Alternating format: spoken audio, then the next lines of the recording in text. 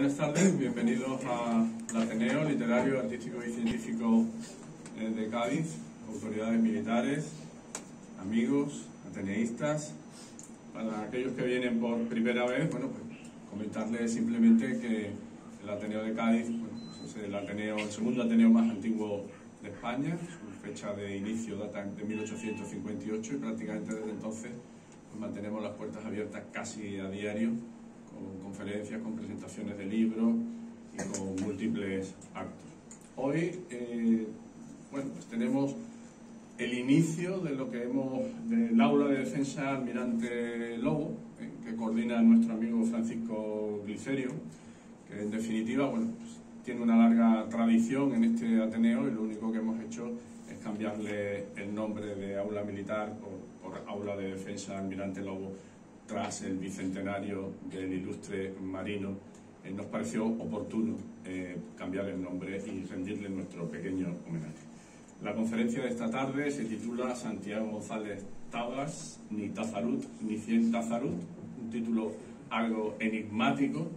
Será a cargo de doña María Poveda González Tabla, ella es enfermera y sobrina nieta del ilustre teniente coronel don Santiago González Tablas.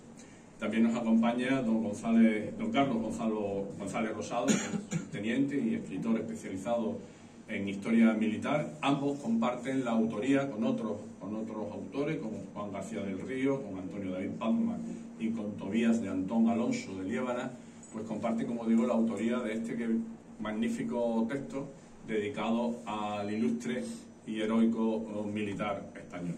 Yo, sin más, le voy a dar la palabra a don Francisco Glicerio para que haga las presentaciones oportunas. Muchas gracias, Paco, por tu trabajo en esta casa.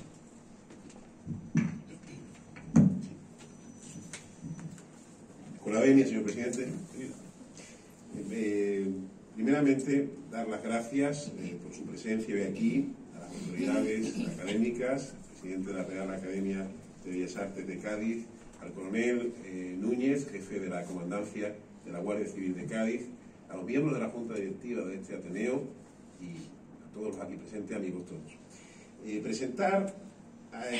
Agradecer también al presidente de nuestro Ateneo, precisamente por rebautizar este aula como Almirante Lobo.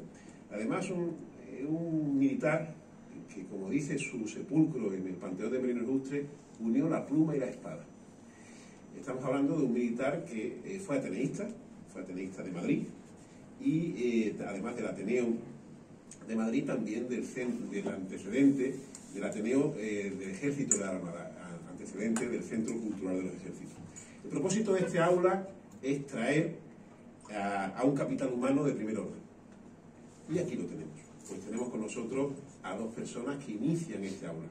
Yo les voy a intentar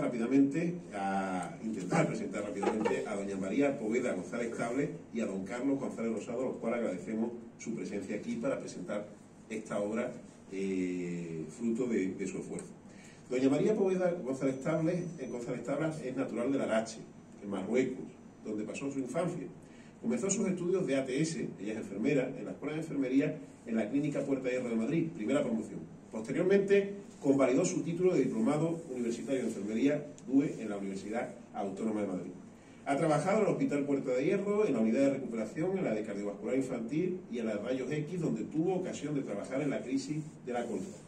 Compaginó su trabajo de enfermera, adjunta a dirección en un consultorio de Madrid, doblando turnos en distintos hospitales, entre ellos la Fundación Jiménez Díaz en urgencias y el Hospital Carlos III, sexta planta, infeccioso.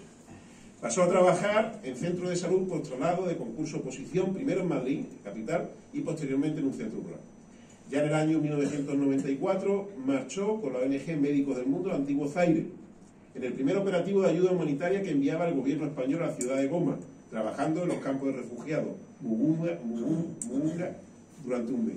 Así como en el año 2008 con la ONG Canaria Sahel, con la que se desplazó a la región central de Mauritania, Takán, donde durante 15 días se dedicó a operar cataratas.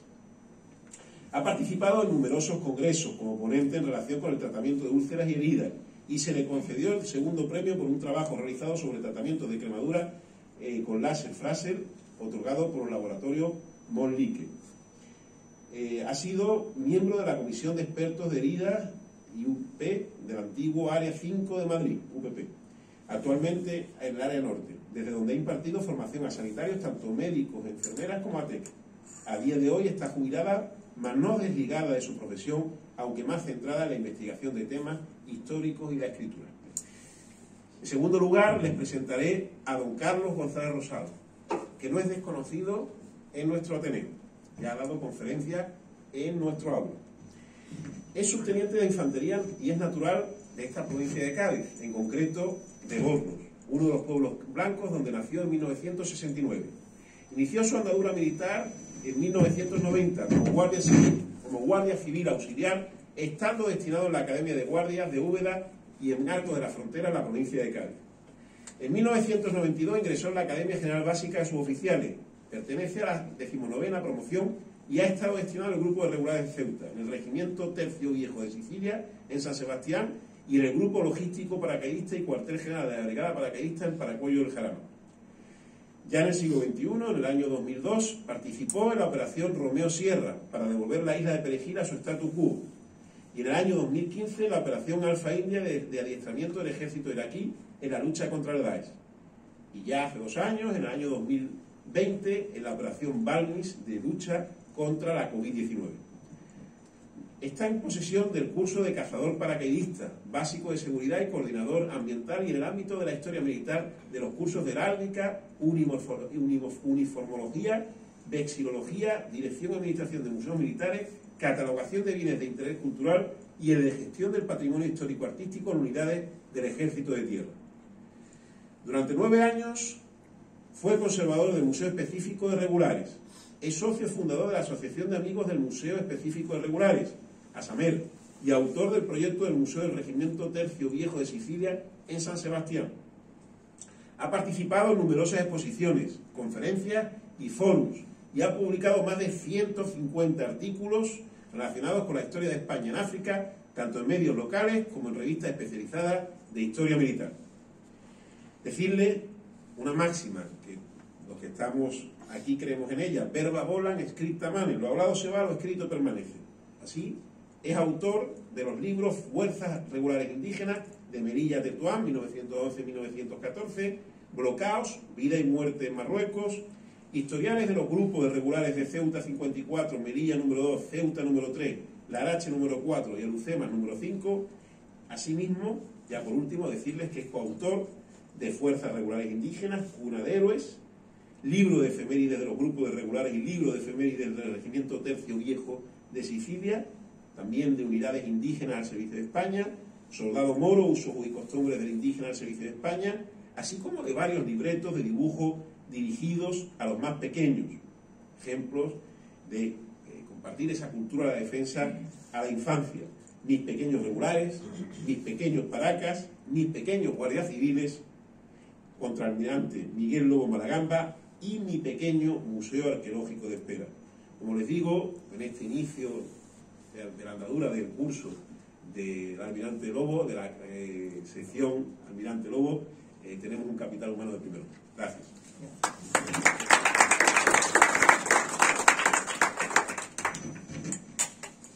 Muchas gracias al presentador. Tiene la palabra doña María Poveda González Tablas. Ante todo, buenas tardes a todos los que nos acompañáis. Ante todo, quisiera agradecer al Ateneo de la Tacita de Plata, en la persona de su presidente, don José Almenara, el haber hecho posible la presentación de este libro hoy y aquí.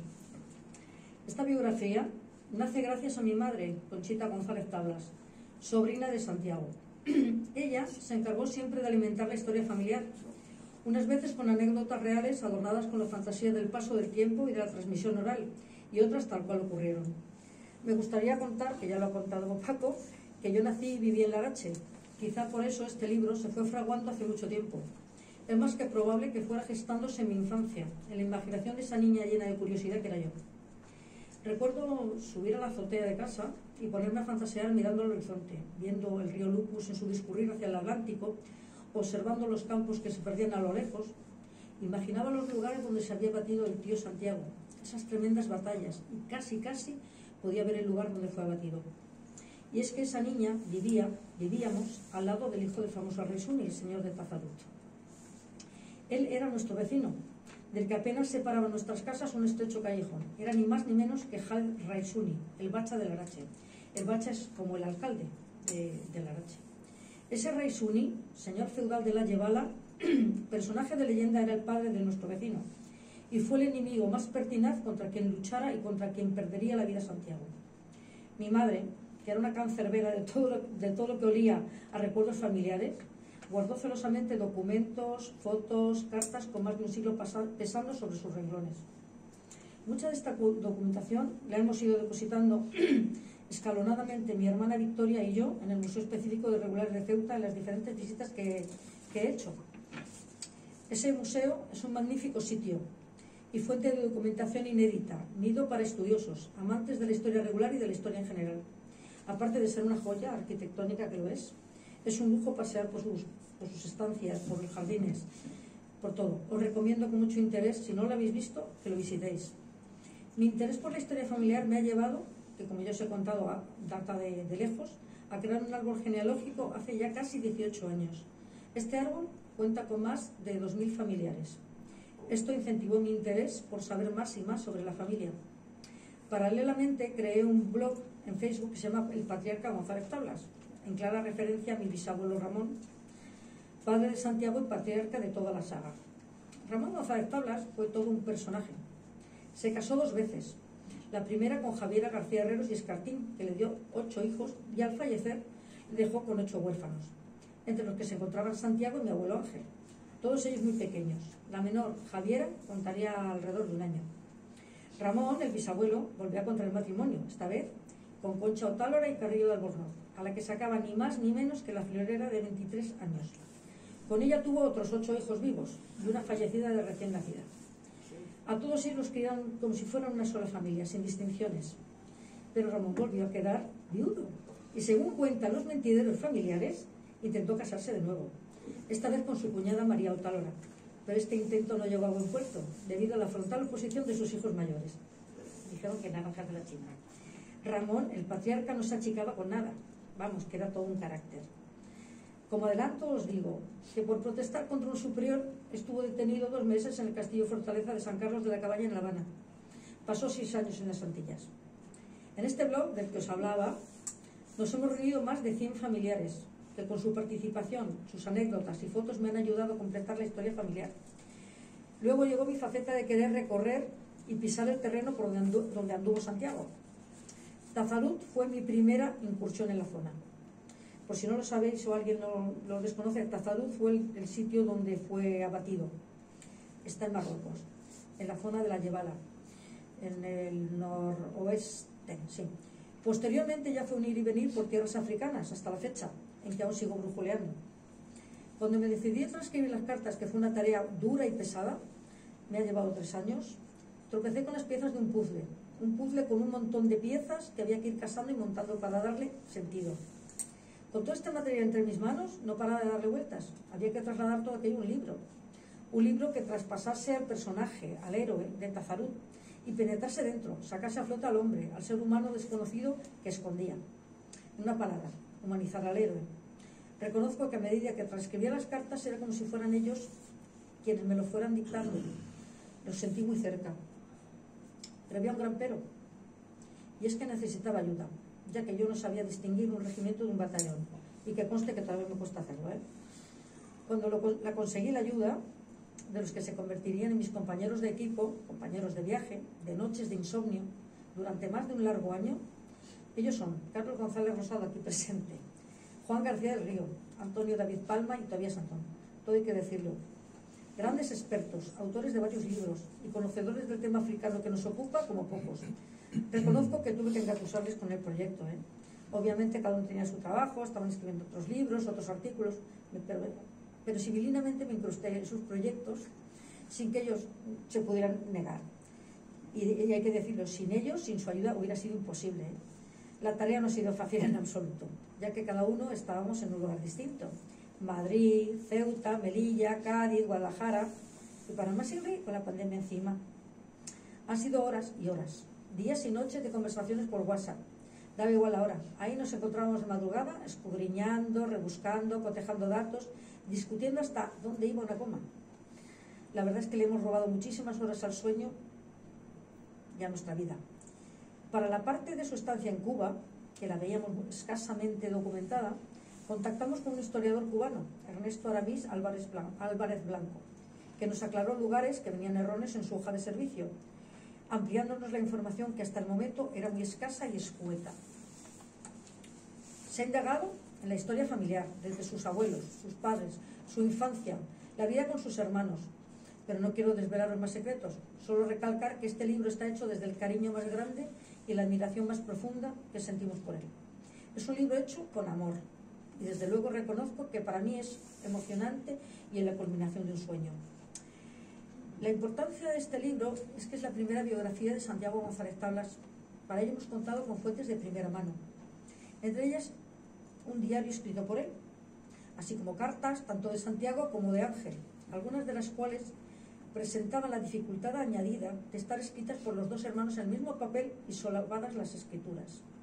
Unas misivas que ofrecen mucha información, opiniones sobre asuntos políticos del momento y polémicos, datos de las operaciones militares, evolución psicológica, oscila del joven ilusionado a estratega desencantado. Destacar también el trabajo de hemeroteca.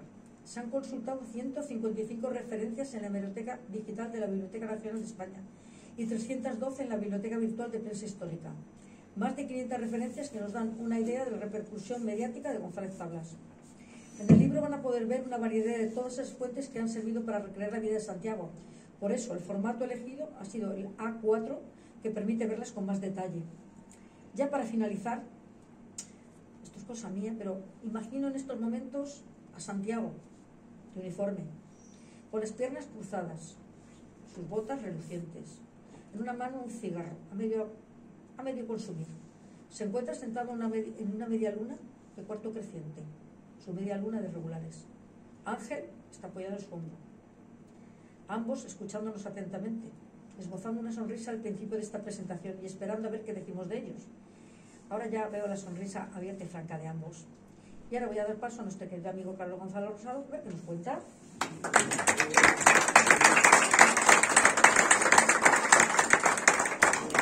Muy bien, tiene la palabra don Carlos González Rosado. Buenas tardes igualmente a todos los presentes por acompañarnos. Yo me voy a apoyar en una presentación para que vayan viendo lo que es la biografía de Santiago, ¿no? Y a través de ella pues bueno, vamos contando sus vicisitudes aquí en Marruecos y lo que fue su vida hasta su muerte, ¿no? Voy a ponerla ahora aquí para que no se me vaya mucho el tiempo.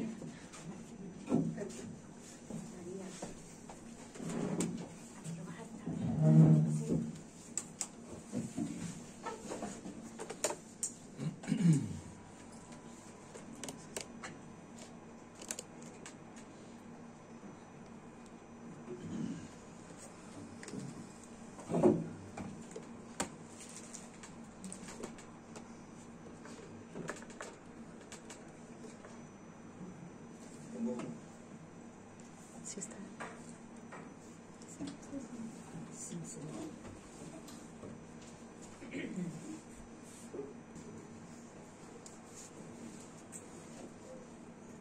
Bueno, pues vista la justificación y la labor de investigación que se ha llevado a cabo en la elaboración de este libro, yo les voy a hablar un poco de lo que es su contenido. Su contenido que no es otra cosa que bueno, pues la biografía o la vida de Santiago González Tablas.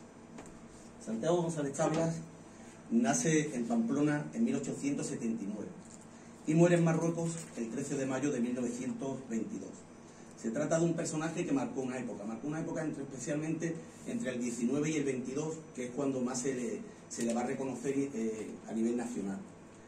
Y de él se puede decir que es el prototipo del militar profesional del siglo XX. Es un militar que era hijo de militar, ingresa muy joven en la academia y se forja militarmente en lo que serían las campañas de Cuba y en las campañas de Marruecos.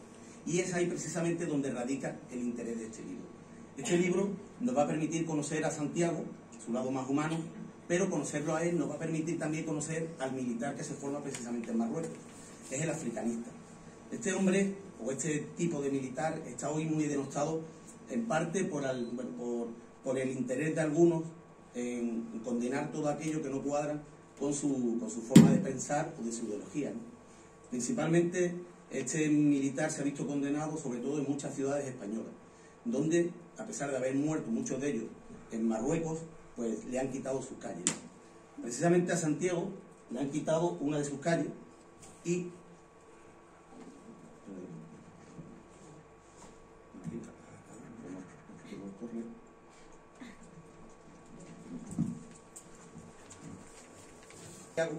que nacía aquí en el Mentidero y moría en la calle Gómez Ulla. Es curiosa esta calle porque él precisamente, Santiago, cuando muere o cuando lo hieren mortalmente en Tasarú, el médico que lo atiende es el doctor Gómez Ulla, que era una figura relevante de la medicina en el protectorado. Entonces, pues bueno, era muy simbólico. Y esta calle, como digo, se le quitó en el año 2018.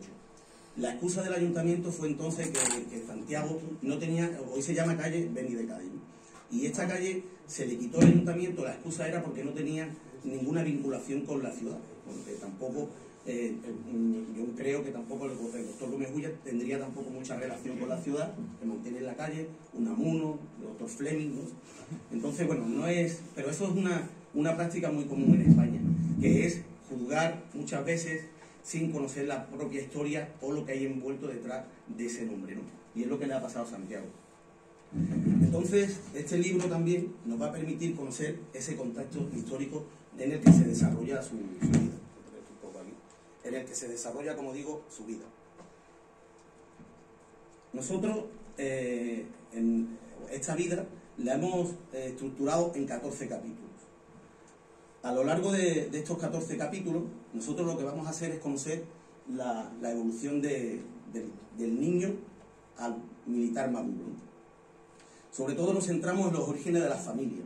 La familia era de origen asturiano, también sevillano, y sobre todo nos centramos en la figura del padre. El padre era coronel cuando él nace, tenía 37 años, o sea, ya era un hombre maduro, y era un hombre que tenía una vasta cultura, se había formado en la academia o en la escuela militar de Sorese, en Francia.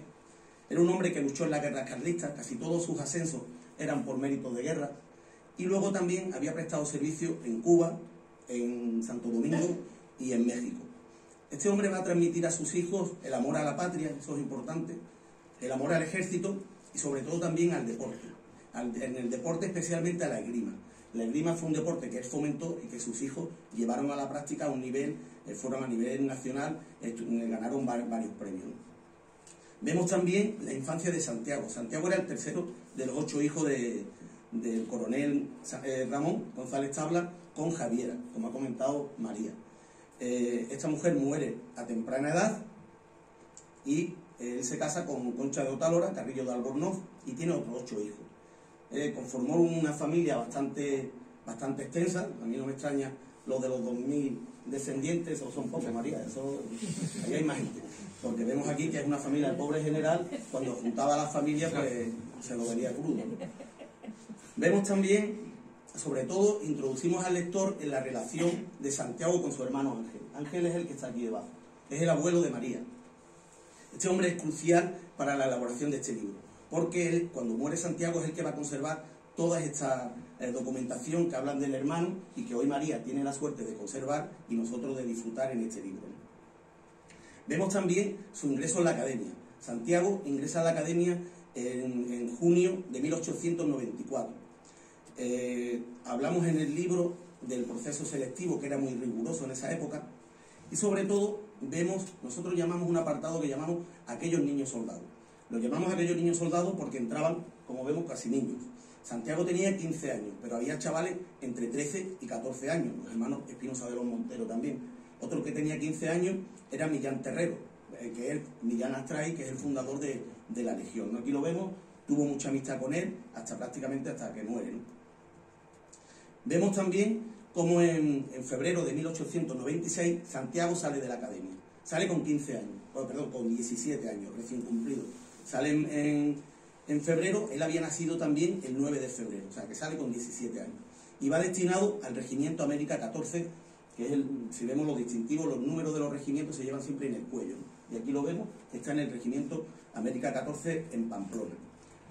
Posteriormente, en septiembre de ese mismo año, de 1896, se irá a Cuba. Aquí lo vemos ya en Cuba. Aquí vamos a ver unos niños con una responsabilidad, chavales entre 15 y 17 años, con la responsabilidad de tener que mandar a hombres entre 21 y 28 años, sobre todo en combate. Una cosa que es bastante complicado, que voy viendo a nuestros niños con las Play y con los teléfonos, pues eso no... Y además, pero se daba una cualidad bastante curiosa, y era que ellos morían y luchaban por España, sin embargo después no podían votar. El sufragio universal en España, como saben, hasta el año 45 fue a los 25 años de edad. Entonces ellos, pues no, en esa época no podían votar. Morían y luchaban, pero no podían votar, ¿no? Santiago va a permanecer en Cuba hasta julio del 1897. Vuelve a la península, vuelve a España y entra en la Academia Superior o la Escuela Superior de Guerra. Ahí es donde se formaban los militares que querían llegar lejos en la carrera de las armas generales, los de Estado Mayor, todos tenían que pasar por ahí. Él estuvo 3 años, desde 1897 hasta 1890. Aquí lo vemos durante ese destino, en el Regimiento de la Lealtad número 13, con su distintivo y con sus condecoraciones. Por estar en Cuba, le dieron Cruz Roja del Mérito Militar, y bueno, pues ahí ese es su periodo, ¿no? Este periodo es crucial en la historia de España, porque en 1898, mientras está en la Escuela de Guerra, Santiago es testigo de la pérdida de las últimas colonias españolas, de Cuba, de Filipinas, de Puerto Rico. Eso supuso en España, pues una grave crisis y un gran impacto a nivel generacional. De todos es conocido la generación del 98, con autores como Unamuno, Valle Inclán, Pío Barojas. Entonces, España se ve inmersa en una crisis bastante profunda de identidad. Aparecen los nacionalismos, gallego-catalán, pues como sabemos, una realidad, ¿no?, en España ya. Y vemos sobre todo que aparece todo esto que influyó en la población, va a influir mucho más en los militares. Los militares van a pasar de ser considerados, o de estar respaldados por el apoyo popular, a ser considerados los culpables de la derrota en Cuba. Esto teniendo en cuenta que ellos se habían educado en el amor a la patria, en España, en la unidad, pues todo esto le va a causar más pesar. De hecho, fue una frustración para muchos de ellos que van a arrastrar a lo largo de todo el principio del siglo XX. Aquí además se da una situación bastante complicada, y era que empiezan a aparecer el antimilitarismo entre las clases populares. Y esto se debía a que desde 1837 en España un mozo se podía salvar del servicio militar pagando 1.500 pesetas, que lo que eran 6.000 reales. El servicio militar eran 3 años. Sin librarse del servicio militar suponía que en caso de guerra pues no iba a la guerra. Entonces aquí vemos a Cuba por no tener 6.000 reales. Esto daba una sensación a nivel de la población, que solo la idea era que solo los pobres eran los que iban a la guerra.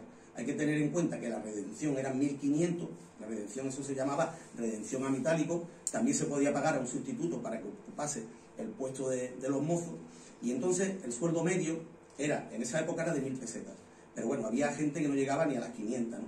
Eso hacía, precisamente en época de guerra, que es lo que vemos aquí en rojo, la redención aumentase. Por tanto, la sensación era que solo las clases pobres eran los que iban a la guerra, ¿no? Con este ambiente tan agrio, en 1900 vemos como Santiago, entre 1900 y 1904, aparece como ayudante de su padre. Su padre ya era general, era comandante general de Álava y Vitoria, y allí coincide con su hermano Ángel. Lo vemos, es un ayudante por el cordón que lleva aquí sobre el pecho, ¿no? Posteriormente, en diciembre de 1904, asciende a capitán por antigüedad. En el ejército se asciende por antigüedad o por méritos de guerra. En este momento, como no estaban en guerra, asciende por antigüedad, cuando le corresponde. Aquí vimos a Santiago, en el regimiento de San Sebastián. Yo estuve allí destinado entre el 2011 y el 2014. Todavía hay un museo allí, que hicimos unos cuantos, y todavía hay fotografías de él y eso, y se le guarda gran respeto, ¿no? Aquí coincide con su hermano Lucio. Su hermano Lucio era 5 años menor que él, y también estuvo destinado en este regimiento. Aquí lo que hace es, para compaginar la vida de guarnición con la vida social, aparece varias veces en la prensa, y sobre todo va a practicar la esgrima. Como digo, fue un tirador excelente, igual que su hermano Ángel, y de hecho fueron a nivel nacional, obtuvieron bastantes premios. En este periodo también, en febrero de 1909, es cuando su padre consigue unir el apellido mediante el guión, González-Tablas, que es el que se mantiene en la actualidad. Entonces, hasta esa época había sido Santiago González y García Herrera.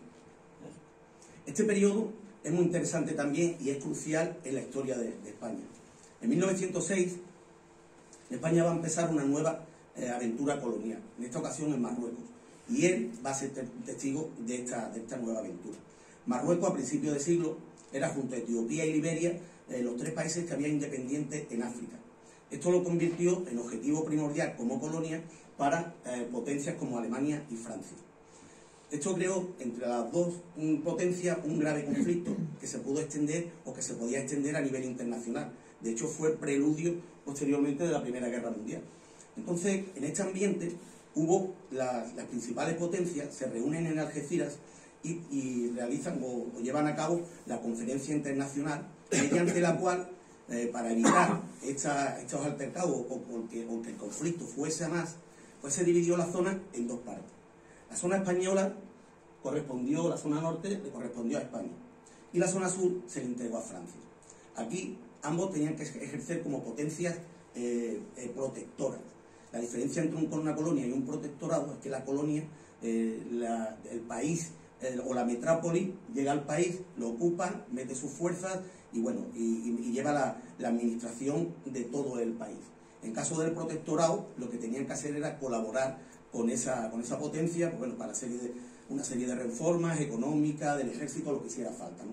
Pero, en cambio, sí que recibían legitimidad, no podían ocupar militarmente el terreno, pero sí que recibían legitimidad para intervenir militarmente si ese terreno o ese sultán, en este caso de Marruecos, no era capaz de mantener el orden en el país, que es lo que pasaba aquí en Marruecos, precisamente.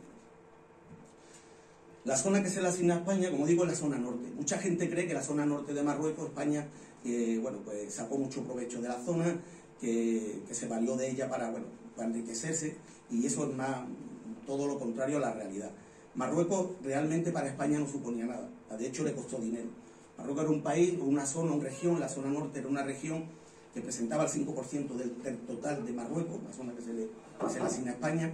Era una zona donde solo el 14% era de tierras cultivables, tenía unos yacimientos en la zona del Quer, unos yacimientos mineros de plomo y de hierro, y entonces no tenía ningún aliciente. De hecho, España invirtió mucho dinero porque hoy en día todas las carreteras, casi todas las carreteras, la infraestructura, el aeropuerto, trenes y todo lo que hay por allí fueron obras, por lo menos en el norte de España. Pero, aparte de que no supo, o que España gastó mucho dinero, sobre todo gastó muchas vidas. Y gastó muchas vidas porque Marruecos estaba poblado, esa zona norte de española era la zona que se conocía como plaza ofensiva o zona disidente. Era una zona poblada por una etnia, la etnia bereber, que estaba distribuida en cábilas, había 69 cábilas, y cada una de ellas, durante siglos, se había extraído de la autoridad del sultán. Entonces, cuando llega a España, aparte, tampoco reconocen la autoridad española. Por tanto, lo que ocurre ahí es que hay un choque de intereses y se va a producir una serie de campañas. España tiene que intervenir porque con estos altercados que se producen entre la población local y las autoridades españolas, va a dar lugar a que España tenga legitimidad para intervenir en la zona y empieza a intervenir militarmente. España va a intervenir en forma de campañas. Hoy en día eso se conoce como Guerra de Marruecos. Mucha gente cree que España realmente luchó contra Marruecos. España no luchó nunca contra Marruecos. Luchó contra la población que era contraria a los intereses del sultán y por tanto a los intereses españoles. Una de estas campañas van a durar hasta el año 27. Y una de estas campañas, la primera, tiene lugar en la zona estos son la población, aquí vemos la población autóctona de los bereberes, ¿no? Lo que eran conocidos como los bereberes. La primera de estas campañas tiene lugar en 1909, en julio, y tiene lugar en la zona de Melilla. En esa zona, los obreros españoles que trabajaban en la construcción del tren minero fueron atacados por los rifeños, y eso va a dar lugar a que el ejército o España envíe un contingente de tropas bastante importante a la zona. Entre estas tropas que se envían a la zona marchan los cazadores de Madrid, donde estaba destinado Ángel. Ángel es este que vemos aquí sentado. Y Santiago pide voluntario también a ese destino a África, a Marruecos, y va a ir destinado a los cazadores de Madrid en agosto del año 11. Aquí vamos a ver los dos oficiales que tienen ganas, pues, naturalmente, como la mayoría de los militares que fueron, los militares profesionales, de resarcirse de la pérdida de Cuba. Pero pronto se dan de bruces con la dura de realidad, que era una dureza de campaña, un territorio muy árido, muy agreste, un contrincario bastante aguerrido también, con una guerra diferente a lo que habían estudiado en las academias. Y entonces también se van a encontrar con una serie de jefes y de oficiales con ganas de promocionar. Ellos también tenían naturalmente ganas de promocionar, ¿no? Y todo eso se puede ver en las cartas que ambos hermanos van a cursar con Pilar. Pilar es la esposa de la abuela de María, que era la esposa de Ángel. En ese momento, aquí en 1909, estaba en estado de su primer hijo, y las cartas que le escriben también a su padre. Y aquí, una de las cartas más interesantes es la que habla del combate del Barranco del Lobo, que tuvo lugar en 27 de julio del año 9. En ese combate, España tiene una derrota bastante importante, ahí se va a dar de bruces con la dura realidad del contrincante, y esto va a crear, murieron 153 españoles, 599 resultaron heridos, cayó el gobierno, hubo altercados por la movilización de tropas, sobre todo fue los altercados de la Semana Trágica de Barcelona, o sea, un ambiente bastante caótico, y eso va a dar nuevamente una visión negativa a la población. Yo le voy a dejar aquí ahora, a ver si se escucha esto, de la visión que tenían en 1909 los españoles con esta guerra, ¿no? Pues me parece que no se va a escuchar. ¿Se puede venir?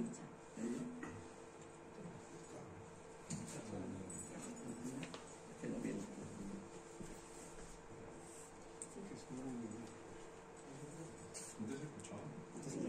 Sí, antes se escuchó.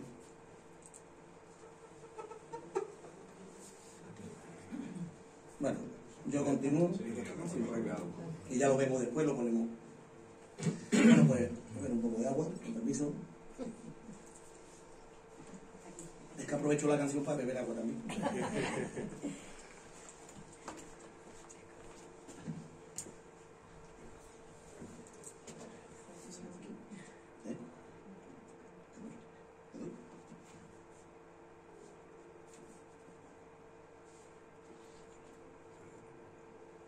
¿Se escuchó?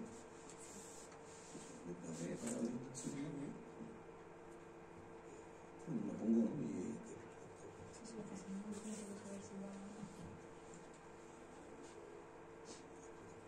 Ya tiene que estar escuchando. Bueno, pues después lo ponemos aparte y ya ven también cuál era la visión.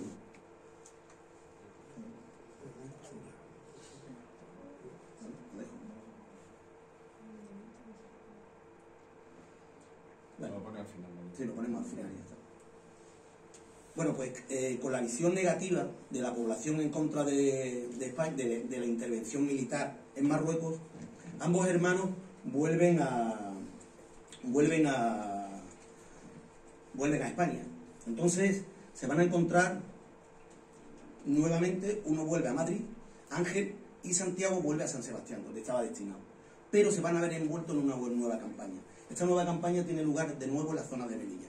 Ahí se levanta un jefe local, el Micián, se levanta contra las tropas españolas y hay una nueva campaña. Esta campaña fue conocida como la campaña del Quer y tuvo lugar entre agosto de 1911 y mayo de 1912. Ellos, los hermanos, van a llegar destinados aquí a la zona de Melilla, a esta campaña, en enero de 1912, y van a estar hasta el final, hasta mayo. Bueno, hasta mayo van a quedar, un Ángel quedará hasta junio, y aquí lo vemos a los dos. Allí vemos a Ángel con los cazadores de Madrid, y aquí vemos a Santiago, que es el tercero, lo vemos con los cazadores de Tarifa. Aquí nuevamente se encuentran con una gran frustración, y es porque se encuentran de nuevo con una dureza del terreno, un clima de pesadez, y todo esto queda muy reflejado, queda muy bien detallado por el propio Santiago en un diario de operaciones que escribe durante este periodo. Además, ven también cómo sus esfuerzos ellos intervienen en varios combates y se ven que no son recompensados. Otros sí obtienen recompensa y ellos no. Entonces esto le crea una gran frustración. En el caso de Santiago se le ve agotado y lo que hace es que se dedica a la fotografía, también Ángel, y sobre todo a la práctica de fútbol, que lo vemos allí, es el que está con el balón, y se dedica a eso. De hecho, muchas de sus fotografías posteriormente salen en la prensa de la época, quizás para abstraerse de esta frustración que él hacía, que no tenía ningún rédito, pues todo lo que hacía en campaña, ¿no? En el caso de Ángel, esa negativa experiencia en Marruecos, en esta ocasión en la campaña del Quer, le va a valer, pues bueno, para venir destinado a Madrid. Él ya ve la guerra de otra manera, porque tiene un hijo pequeño, de apenas 2 años, y entonces aquí lo vemos con Pilar, y es lo que consigue el destino en Madrid. Consigue el destino en Madrid, viene a la Guardia Real, y aquí lo vemos de comandante de alabarderos. Ahí prácticamente se quedará, ya no vuelve a combatir a Marruecos, y ahí se queda hasta el año 28, que es cuando muere por enfermedad, y bueno, pues ahí lo vemos que ya no. En el caso de Santiago sí que vuelve, y él vuelve a la zona de Tetuán. En Tetuán, simplemente para recordar un poco cómo iban las vicisitudes del protectorado, el 27 de noviembre de 2012, España había firmado un tratado con Francia. Eso lo que hizo fue afianzar la presencia de española en el protectorado.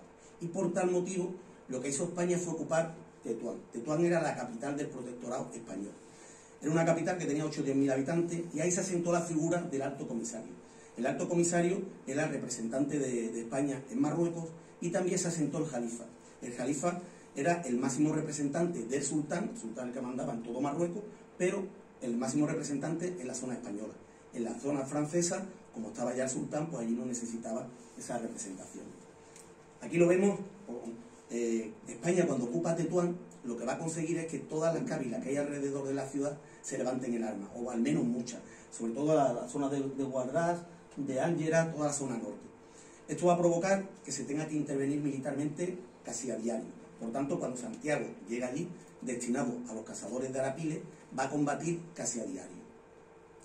De hecho, va a ascender a comandante por méritos de guerra. Es su primer ascenso por méritos de guerra. A comandante en octubre de 1913.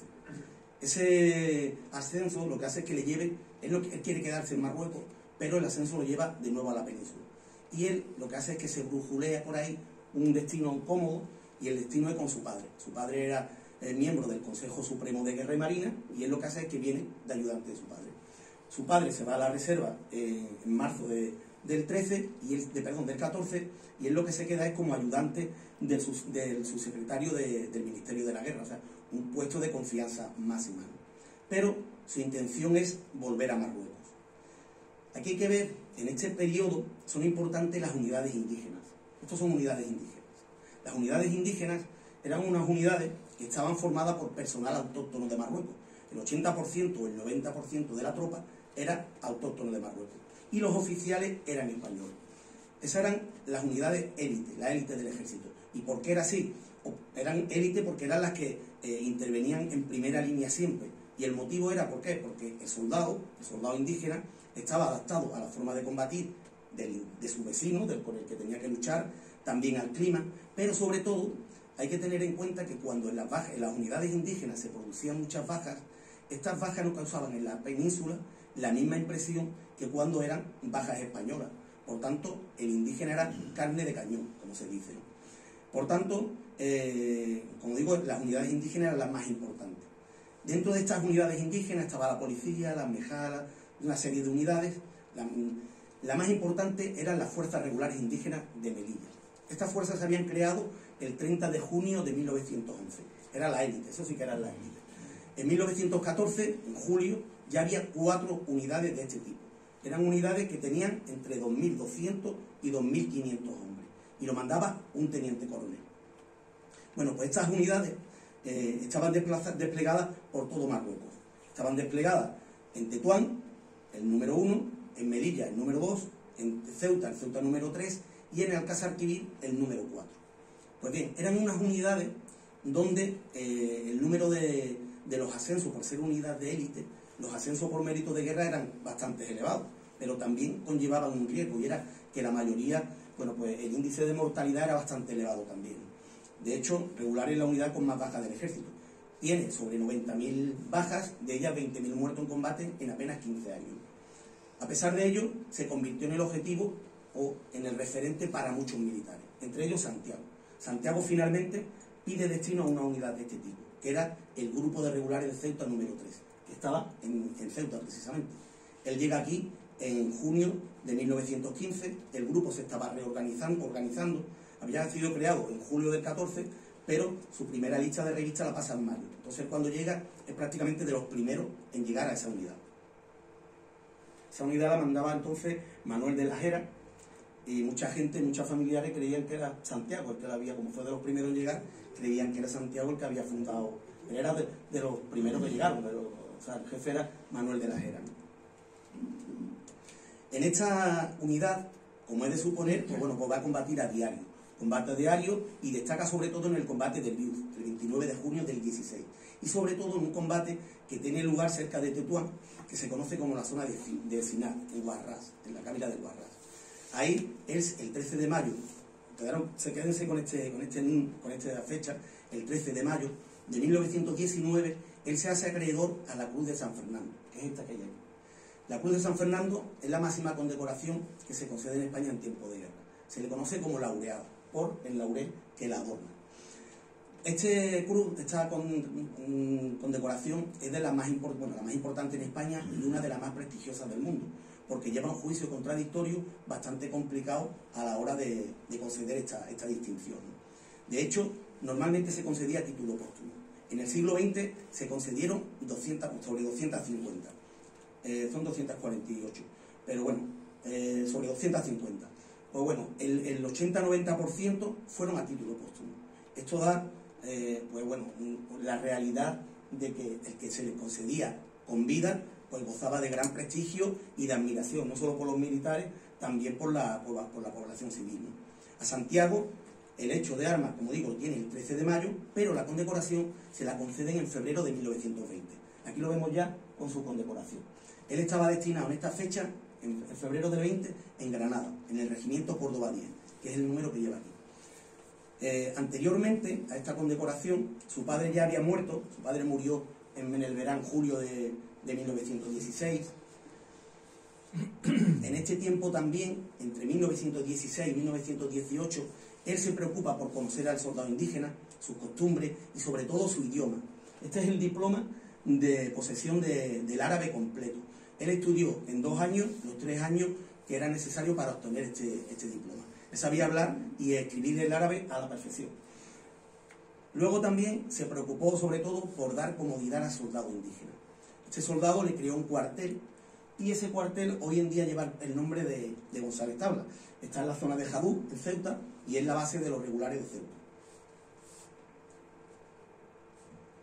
Vemos también cómo en este periodo inicia su relación con una joven de Ceuta, acomodada, era hija del alcalde, era María del Carmen Cerny Mas, que la vemos aquí. Con ella contrae matrimonio en el 19, y con ella, en abril del 20, pues tiene a su primera hija, que es María del Carmen, que la vemos aquí. En mayo de 1920, como era de suponer, Santiago, en el empleo de teniente coronel, pide destino de nuevo a Marruecos, y le dan el destino que él esperaba y que todo el mundo esperaba, que es el mando de los regulares de Ceuta. Él había hecho mucho por los regulares de Ceuta y se le reconoció. Aquí lo vemos como teniente coronel. Eso era lo máximo que podía aspirar en esa época un teniente coronel. Como digo, un grupo de regulares tenía entre 2.500 y 2.500 hombres. Tenían unidades de infantería y unidades de caballería, cuando lo normal es que un teniente coronel mandase un batallón que tenía sobre 1.000 hombres. Entonces, esto era un puesto de gran relevancia para un teniente coronel. Y como digo, había 5 grupos nada más. Entonces, ahí la confianza del mando en Santiago. Santiago va a participar en bastante hechos de armas, en la toma del Fondal, participa en el 14 de octubre del año 20, toman Chagüe. Aquí vemos la fotografía del general Dámaso Berenguer, al alto comisario, y allí a la derecha vemos a Santiago y a su lado Millán Astray el día que entran en Chagüe. Eso fue un hito. Era la primera vez que un cristiano entraba en la ciudad santa de Chagüe. Y sobre todo, en este periodo, lo vemos también preocuparse nuevamente por el soldado indígena. Para ello le crea un poblado. Ya tenían el cuartel. Ahora necesitaba que los que estuvieran cómodos eran las familias, para atraerse al indígena. El indígena normalmente tenía la familia en los poblados de alrededor de los cuarteles. es lo que hace es aglutinarlo en las inmediaciones del cuartel. Y con eso que evitaban también que el soldado desertara. El soldado indígena, su mentalidad era irse para aquí y para allá y se quitaba del medio. Se llamaba deserción, pero realmente no era una deserción como lo que nosotros entendemos. Porque hay gente, nosotros tenemos contemplado indígenas que habían desertado hasta 5 veces. O sea, fíjense la calidad, ¿no? Entonces, él lo que consigue es aglutinar a todos en torno al cuartel. Le hacen su poblado, y era un poblado que contaba con agua corriente y con electricidad, cuando en España, en el año 22, mi pueblo, me parece que lo llegó en los años 60. Y ahí ya tenía agua corriente y luz. Y luego también lo más importante es que les crea unas escuelas. Les crea una escuela donde a los niños aprenden a hablar y escribir español y el árabe. Y luego posibilidad de ir prosperando. Y bueno, pues una labor de civilización, que es lo que hizo España, que era él estaba muy motivado con esa labor de España en África. También en este periodo, ahí tiene lugar en España una catástrofe a nivel nacional. En Melilla se suceden una serie de altercados, una serie de avances de unidades, y ahí tiene lugar, en julio de 1921, lo que se llamó el desastre de Anual. Ahí murieron 8.000 españoles. Esto es Montarruy, con todos los restos de españoles, lo vemos por aquí, y eso conmocionó a toda la nación, porque salpicó a toda España. En el caso de Cádiz, por ejemplo, de la provincia de Cádiz, hubo 189 muertos o desaparecidos. Nada más que en la capital hubo 19 muertos o desaparecidos. Por tanto, la situación era caótica. Y al ser caótica en Melilla, lo que se hizo fue que se enviaron muchas unidades para estabilizar la zona, sobre todo la capital, y sobre todo también para recuperar el territorio perdido y recuperar los cadáveres que hemos visto ahí que quedaron en el territorio. Aquí en el libro nosotros rompemos con una leyenda negra, y la leyenda negra es que los regulares llegaron allí con desconfianza, la gente no se fiaba de ellos, y luego recae todo el mérito siempre que ha recaído. Yo no tengo nada contra la legión, si hay algún legionario, yo al revés, porque yo conozco muchos legionarios, amigos, pero sobre todo siempre recae en la legión, que fueron los que recuperaron la Melilla, ¿no? Que Melilla se salvó gracias a ellos. Allí fueron muchas unidades, el regimiento de la Corona, los regulares, mucha gente. Y los regulares, la gente esperaba que fueran regulares, porque la legión se había creado, esto estamos hablando de julio del 21, la legión se había creado en septiembre del 20, y el primer combate es el 29 de junio del 22, del 21, por tanto, la confianza tampoco era plena, porque no se sabía lo que se podía esperar de ellos. Eran aguerridos, pero no se sabía. Sin embargo, los regulares sí habían dado ya muestras de entereza y muestras de hecho, Santiago era reconocido ya a nivel nacional como uno de los principales jefes de los que había en Marruecos. Aquí vemos una fotografía del protectorado y lo vemos a la misma altura que Damaso Berenguer, que era el alto comisario, y a la misma altura que Silvestre, que era el jefe de la comandancia, el comandante general de Melilla. Por lo tanto, la confianza que había en los regulares era importante. Los regulares, cuando fueron a Melilla, se entregaron al máximo. Y se da una curiosidad, y es que la mayoría de los soldados, las unidades indígenas, cuando reclutaban a gente, normalmente el grupo de Melilla los reclutaba en la zona occidental, en la zona de Tetuán. Y los regulares de la zona occidental reclutaban a la gente en la zona oriental. Eso era, ¿por qué? Porque si yo estoy combatiendo en la zona occidental y mi gente son de allí, no se van a enfrentar a sus hermanos. Por tanto, lo suyo era contar con esos hombres de otra zona. Cuando regulares de Ceuta va a la zona de Melilla, casi todos los soldados indígenas eran de la zona de Melilla. Y se esperaban, muchos creían que iban a desertar, pues no hubo ningún desertor. ¿Por qué? Porque Santiago había conseguido que la razón de ser de soldado estaba en la zona occidental, en su cuartel. Y en su cuartel en el poblado moro, porque allí estaban las familias. Por tanto, el hombre no podía desertar porque su vida ya no estaba en la zona oriental, estaba en la occidental. Eso fue un hecho que fue un triunfo y se reconoció, y luego ya todos los cuarteles de regular hicieron lo mismo, crear poblados moros. De hecho, todavía se conserva, en Ceuta se conserva el antiguo poblado moro, viven los antiguos soldados indígenas. Bien, pues regulares en Melilla se desfondó. De hecho, fueron cerca de 700 hombres y el 80% causaron bajas. Fueron bajas en combate, entre heridos y muertos. Uno de ellos fue precisamente Santiago. Santiago lo hieren en el costado y lo hieren el 8 de de septiembre de 1921 en Casabona. A él lo hieren en Casabona, se recupera en Ceuta, en Melilla, pasa a Málaga, de Málaga pasa a Ceuta, es una herida complicada y lo tienen que llevar a Madrid. Y él termina por recuperarse en Madrid. Aquí lo vemos cuando llega a Madrid, con gran expectación, porque era un hombre, salió en la prensa, o sea, ya él salía en la prensa como hoy sale Messi y Ronaldo, ¿no? Ya eso era ya una estrella del momento, ¿no? Aquí lo vemos con su hermano Ángel siempre acompañándolo, con la mano izquierda, capitán, el comandante Rueda, allí el capitán Alonso, Martín Alonso, Pablo Martín Alonso. Bueno, pues ellos llegan a Madrid y en Madrid él consigue la confianza del rey. El rey lo nombra gentil hombre de cámara. Le vemos aquí su llave. Eso significaba que pasaba a formar parte del círculo más íntimo del rey, ¿no? También ya lo era Ángel, también tuvo mucho vínculo con la familia real. Aquí vemos una foto de la reina y vemos en octubre nace la segunda hija de Santiago, que es Victoria Eugenia, que es la pequeñita que está aquí. Y tenía tal relación con los reyes que los reyes la padrinan. Los reyes fueron los padrinos de Victoria Eugenia. Aquí ya, para ir finalizando, una vez que se recupera de sus heridas, Santiago vuelve en diciembre, viene de Madrid, llega a Ceuta y se ve envuelto en un nuevo ciclo estaba todavía convaleciente, ¿no? Y se ve envuelto en un nuevo ciclo de operaciones. Aquí lo vemos. Y en este ciclo de operaciones va a combatir contra el rey Suni, que ha comentado anteriormente María. Este es el rey Suni, este que vemos aquí, con su hijo, que es el del Bajá del Arache. Este hombre tuvo en jaque a las tropas españolas desde la llegada a 1909, o desde 1913 ya lo tuvo, daba una de cal y una de arena, ¿no? Y entonces este hombre se había refugiado en Tazarú. Aquí vemos Tazarú. Allí arriba está Ceuta, en el triángulo formado entre Tetuán, el Chagüen y Alcazarquivir. Arriba está Ceuta y esto es Tazarú. Tazarú, él tenía un palacio, en una casa solariega allí, y lo que vemos en la actualidad, como lo vemos en la época.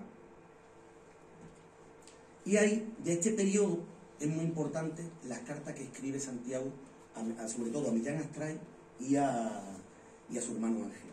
Y es muy para ver lo que estaba pasando en Marruecos en la época. Aquí ya lo vemos, es de unas últimas fotografías suyas, y aquí se le ve ya un hombre cansado, maduro y cansado. Sobre todo estaba cansado, se ve en las cartas, porque a él no le gustaba cómo iban los asuntos de Marruecos. Estaba todo muy politizado y eso le contrariaba, ¿no? Le vemos también cómo ve que son los soldados indígenas los que llevan los pesos de las operaciones, y sobre todo teniendo en cuenta que mueren muchos en combate, son heridos, y cada vez, pero aún así el mando siempre en las operaciones recae en su gente, que para él el soldado indígena era como un hijo, igual que él para ellos era como un padre, ¿no? Santiago, ¿no? Y sobre todo se va a ver contrariado también porque en esta fecha, de 1916, hicieron su aparición en España a la Junta de Defensa. La Junta de Defensa era una especie de asociaciones militares que aglutinaban a gente o a mandos normalmente destinados en la península. Esta gente consiguieron eran los junteros, se les conocía, los que combatían en Marruecos eran los africanistas y ellos eran los junteros. Entonces, estos habían conseguido que el gobierno eliminase los ascensos por méritos de guerra y también las recompensas en tiempo de guerra. Esto, claro, contrarió mucho a los que combatían allí, que ya no tenían ningún premio, ni ninguna razón de estar allí. A partir de ese momento, mucha gente salió de Marruecos y esas vacantes se ocuparon por gente con poca experiencia. Entonces, había gente con poca experiencia mandando a unidades de élite, por lo tanto, había un caos ahí que a eso lo contrariaba mucho a él. Y eso se ve en estas cartas bastante bien. Y con ese espíritu, él va a combatir al rey Zuni. Y llega el 12 de mayo, el 12 de mayo, él, mientras combatía, estaba en una roca, en esta roca que está aquí, allí vemos a María, que se ha recorrido medio más hueco por ahí, y la vemos allí, en una lápida, aquí lo vemos, este sitio murió gloriosamente el teniente coronel González Tabla. Eso lo mandó a hacer Millán Astray, que como era jefe de la legión y era amigo suyo, y lo hizo un alférez de la legión, todavía se conserva, y ahí lo hieren mortalmente, lo hieren de gravedad el día 12. Le dan un tiro en el costado, le perforó el bazo, el diafragma, le rompió varias costillas, le perforó el pulmón, y bueno, pues el estómago fue una herida casi de muerte de necesidad, ¿no? De hecho, lo que hemos visto antes, Gómez Ulla, que era el jefe del hospital, lo atiende, era muy amigo suyo, pero lo opera en el momento en un hospital de campaña y no puede hacer nada por él, y desgraciadamente el día 13 pues muere el día 13 de mayo, coincidía con el 13 de mayo que 2 años antes o 3 años antes había coincidido la laureada, ¿no? Un 13 de mayo, una fecha que le marcó bastante, ¿no? Su muerte, bueno, pues fue a nivel nacional, fue apoteósico, ¿no? Aquello. Aquí vemos su entierro, presidido por el alto comisario en el centro, con Ángel, que se desplazó desde Madrid, y ahí Ángel escribe unas cartas a Pilar que son desgarradoras, y ahí es donde viene el título de Tasarrut, ni cien Tasarrut. Entonces, bueno, el que lea el libro ahí lo puede ver, el motivo por el... Nosotros no lo vamos a contar. Bueno, él contaba, ni Tasarrut ni cien Tasarrut era que ni Tasarrut, y después la prensa lo hizo también, se hizo eco de ese sentimiento, era que ni Tasarrut ni cien Tasarrut valían la muerte de González Tablas, porque González Tablas era un personaje relevante y podía haber llegado, yo, en mi parecer, creo que podría haber sido alto comisario, no muy lejos, hubiera ascendido a coronel, de hecho ascendió a coronel por mérito de guerra, a título póstumo, pero ascendió a coronel. Como digo, la prensa se hizo eco, todo esto son las cosas que tiene ahí María guardadas, que no vean, que tiene todo ahí como un ratón de biblioteca, ¿no? Se le reconoció también el ascenso por mérito de guerra a coronel, se le concedió el marquesado de González Tablas, hoy lo tiene su bisnieto, que es curioso porque a mí me hace gracia porque el bisnieto vive en Australia, ¿eh? El marqués de González Tablas vive. Luego se le concedió la medalla militar individual, que es la segunda en importancia que se concede en tiempo de guerra, se le impuso al cadáver, la familia no la conservaba, me imagino que la enterraron con ella, que era lo más normal. Él está enterrado en Ceuta, en el panteón de la familia Cerny, y entonces otra de las cosas que consiguió fue que a regulares en noviembre le habían concedido la bandera. Eso es lo máximo a lo que puede aspirar una unidad, ganar una bandera en combate, ¿no? Y esta bandera se entregó en mayo, precisamente eso fue el 23 de mayo del 23, y pues bueno, él no lo pudo ver, pero al menos sus regulares ahí llevan su bandera, ¿no? Luego también, ya para terminar, pues se le rindieron muchos honores. Tiene avenida en Ceuta, en Pamplona, en Barcelona, en Toledo, tenía en Cartagena, luego desgraciadamente le han quitado la de Cádiz.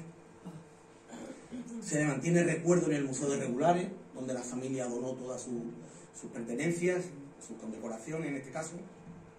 Y luego también se le sigue rindiendo honores, unos honores, bueno, lo que nosotros estamos haciendo hoy aquí, ¿no? El libro, sobre todo, cada 13 de mayo, en Ceuta, él tiene una estatua allí, con una anécdota muy curiosa, esta estatua, porque se le hizo en el año 28, fue cuando se iba a elegir, y sin embargo, bueno, pues por una cosa o por otra, quedó ahí en el trastero del escultor, y hasta el año 35 no se pudo inaugurar. Y fue a mediación de Millán Astray el que movió todos los papeles y consiguió que se hiciera que se pusiera, ¿no?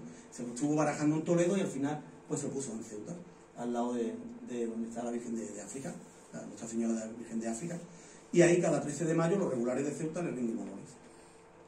Y bueno, pues eso es todo. Ahora yo he puesto aquí, a ver si lo conseguimos, es un resumen, es bonito porque son imágenes, dura 3 minutos, y son subidas en imágenes, pero lo bueno que tiene es que es con la plegaria de regulares. Es una plegaria que se reza en el acto a los caídos, y bueno, pues merece la pena porque es bonito. Entonces, a ver si conseguimos que nos pongan esto aquí.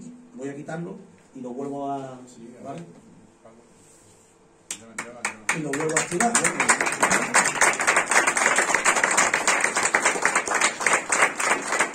Voy a poner aquí a ver si...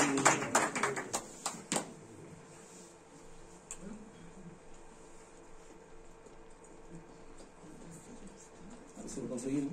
A ver si puedo poner la presentación.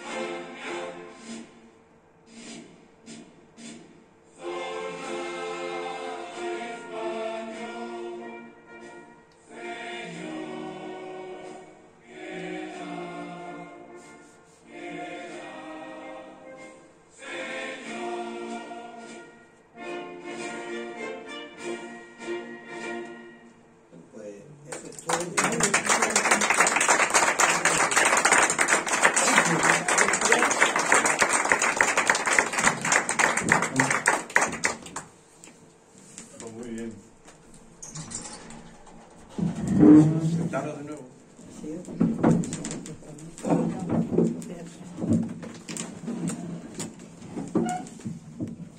Pues muchas gracias a los dos por lo brillante de vuestras intervenciones. Y si alguien tiene algún comentario o alguna pregunta, alguna aclaración, todavía tenemos algo de tiempo para hacerlo.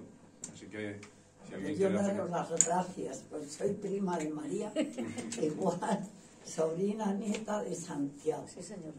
Muy bien. O sea que, Nieta de muy Maravilla, la orgullosa. hermana mayor, ¿verdad? sí, Gracias por venir. no, que llega un poco tarde porque ya sabías tú. Muy bien, bonito, ¿eh? ¿algún otro comentario? Sí. Precioso. Yo soy sobrino, tataranieto, hijo. ¿Qué Perdón, hijo? perdón. Una pregunta muy. ¿Quiere ser algo? Una pregunta a los autores, aparte de daros las gracias por la magnífica presentación. De estos 2000 reconocidos, conocidos y etiquetados. Del árbol genealógico del de árbol Fieles. genealógico, ¿cuántos militares hay? Lo digo porque yo soy capitán de infantería marina, en servicio voluntario, tengo un hermano que es capitán de fragata, sé que hay González Tablas en la Armada, Sí, claro.